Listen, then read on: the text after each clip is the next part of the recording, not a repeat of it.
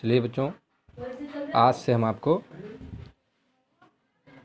Video lecture के माध्यम से केमिस्ट्री, इनऑर्गेनिक केमिस्ट्री आपको पढ़ाएंगे। ठीक है, मैं पीके मिश्रा आपको इनऑर्गेनिक केमिस्ट्री पढ़ाऊंगा। इसमें आपका पहला चैप्टर जो है वो है रसायन विज्ञान की कुछ मूल अवधारणाएं।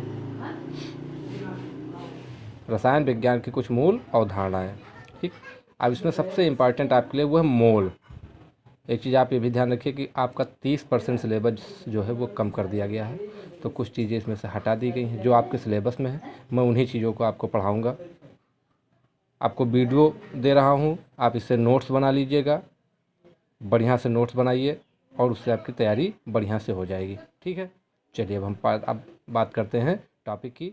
आपका पहला टॉपिक है वो है मोल। तो मोल की परिभाषा क्या होगी? किसी पदार्थ की वह मात्रा जिसमें कार्बन 12 समस्थानिक के ठीक 12 ग्राम में उपस्थित परमाणुओं की संख्या जितने उसके कण। अब कण की बात करें तो कण क्या हो सकता है? परमाणु हो सकता है, आयन हो सकता है या अणु, कोई भी कण हो सकता है, उपस्थित होते हैं, एक मोल कहलाती है। ये आपकी मोल की परिभाषा हुई। यानी अगर आप इसको अच्छे से समझना चाहो तो क्या, कार्बन 12 जो समस्थानिक होता है उसके 12 ग्राम में जितने परमाणु होंगे, ठीक है, वो एक मोल होगा। किसी की बात करो, कोई भी पदार्थ की बात करो, अगर जो उसमें कार्बन 12 के 12 ग्राम में उपस्थित परमाणुओं की संख्या जितने परमाणु हैं तो वो पदार्थ एक मोल कहलाएगा। ठीक, अब बात आती है कितने परमाणु उपस्थित होते हैं। तो देखिए, कार्बन 12 के ठीक 12 ग्राम में उपस्थित परमाणु, वो जो परमाणु उपस्थित होते हैं वो होते हैं 6.02213 इंटू 10⁻23। इतने परमाणु उपस्थित होते हैं। और इसको हम लोग क्या किससे रिप्रेजेंट करते हैं? Na से, यानी एवोगैड्रो नंबर। अब हम ये कह सकते हैं कि कार्बन 12 के 12 ग्राम में एवोगैड्रो संख्या के बराबर परमाणु उपस्थित होते हैं। एवोगैड्रो संख्या के बराबर परमाणु मतलब 6.02213 इंटू 10⁻23 परमाणु उपस्थित होते हैं। तो मोल की हम दूसरी परिभाषा भी इस तरह बना सकते हैं। क्या बना सकते हैं? देखिए, मोल की दूसरी परिभाषा, किसी पदार्थ की वह मात्रा जिसमें उसके 6.02213 इंटू 10⁻23 कण उपस्थित होते हैं, पदार्थ का एक मोल कहलाता है। ठीक है, एक मोल कण बराबर 6.02213 इंटू 10⁻23। ठीक है, ये हो गया आपका मोल की परिभाषा। ध्यान से इसको याद कर लीजिएगा, समझ लीजिएगा। और Na एवोगैड्रो संख्या, इसकी वैल्यू आपको याद होनी चाहिए 6.022। पूरा ना याद करो तो 6.022 इंटू 10⁻23, 10⁻23, ये इतना होता है एक एवोगैड्रो के बराबर। ठीक है, चलिए अब हम कुछ इसके फार्मूले मोल के बताएंगे। क्वेश्चन को आपको सॉल्व करना है।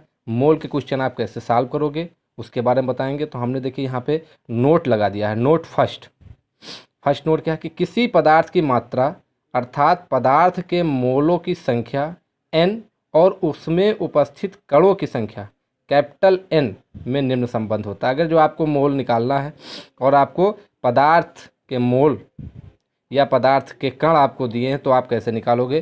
तो पदार्थ के मोलों की संख्या, मोल को हम लोग रिप्रेजेंट किससे करते हैं? स्मॉल n से।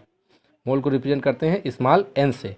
तो पदार्थ के मोलों की संख्या स्मॉल n बराबर पदार्थ के कणों की संख्या कैपिटल N अपान कणों की संख्या प्रति मोल Na।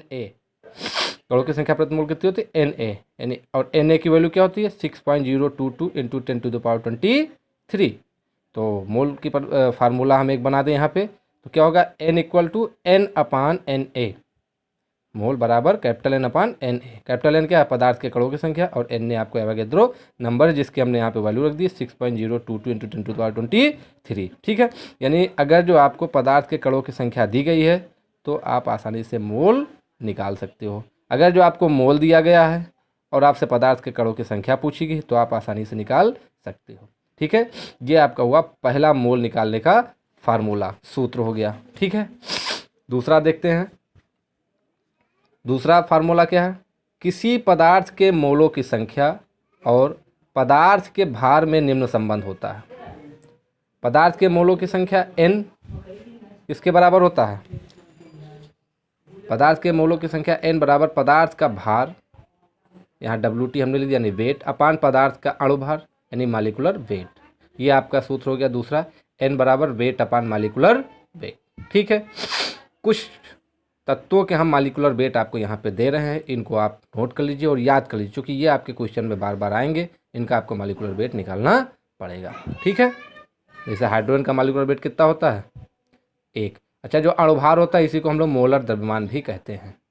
ठीक है, तो यहाँ पे हमने लिख दिया हाइड्रोजन का 1 होता है, हीलियम का 4, कार्बन का 12, नाइट्रोजन का 14, ऑक्सीजन का 16, सोडियम का 23, मैग्नीशियम का 24, फास्फोरस का 31, सल्फर का 32, क्लोरीन का 35.5, पोटेशियम का 39, कैल्शियम का 40, मैग्नीज का 55, आयरन का 56, ब्रोमीन का 80 और आयोडीन का 127। इतने हैं, अगर जो आप इनको याद कर लोगे तो आपको किसी भी पदार्थ का मालिकुलर वेट निकालने में कोई प्रॉब्लम नहीं होगी। ठीक है, इतना आप लोग पढ़ लीजिए, इसको याद कर लीजिए और इसका नोट्स बना लीजिए। Thank you.